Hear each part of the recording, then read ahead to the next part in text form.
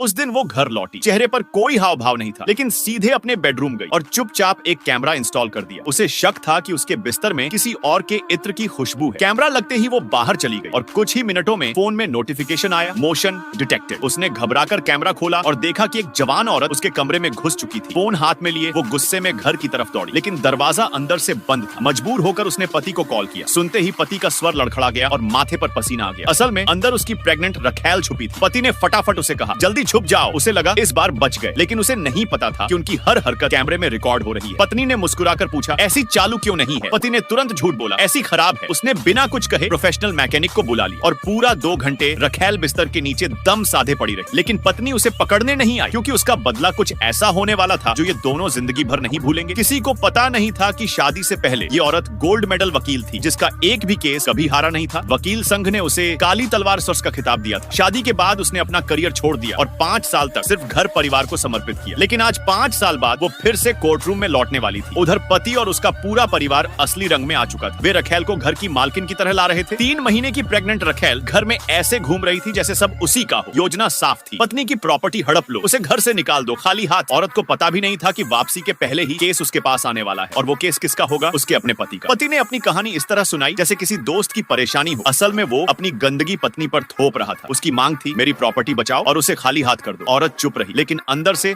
उसका खून खौल रहा था। एक दिन पति ने कागज आगे बढ़ाया, घर छोटा है, नया लेना है, साइन कर दो। सोचा था कि मोहब्बत में अंधी पत्नी पढ़ेगी भी नहीं, लेकिन आईने में औरत ने देख लिया कि फोन पर रखैल ने मैसेज भेजा था जिसमें उसने पति को जान कहा था। अब उसके पास सबूत था। वो तुरंत कैमरा लगाती है और यही बनता है कहानी का शुरुआती सीन। पति को लगा कि काली तलवार केस ले चुकी है, अब जीत पक्की है, लेकिन उसे नहीं पता था कि काली तलवार वही थी, उसकी पत्नी। परिवार ने नाटक छोड़ दिया, उसका सामान पैक कर बाहर फेंक दिया, लेकिन वो बस मुस्कुराई। क्या तुमने कॉन्ट्रैक्ट पढ़ा भी? मैंने जो साइन किया उसमें लिखा है कि ट्रांसफर अमान्य है। उनके चेहरे उतर गए, लेकिन फिर भी वे आत्मविश्वास में थे। हमारे पास गोल्ड मेडल वकील है, तुम हारोगी। सुनवाई के दिन पूरा परिवार दरवाजे पर खड़ा था, काली तलवार का स्वागत करने, लेकिन सामने आई वो खुद वकील के कपड़ों में। उनकी आंखें फटी की फटी रह गई। उन्होंने आरोप लगाया, तुम फर्जी हो। उसने बस कहा, कोर्ट में मिलते हैं। पति ने मैसेज किया, आप कहाँ हैं? जवाब आया, यहीं सामने। लू साहब, आधिकारिक तौर पर मिलिए, मैं ही आपकी वकील और आपकी पत्नी हूँ। उनके चेहरे का रंग उड़ चुका था, बदला पूरा हो चुका था, और हर किसी ने देखा कि कैसे एक शक ने पूरी जिंदगी पलट दी।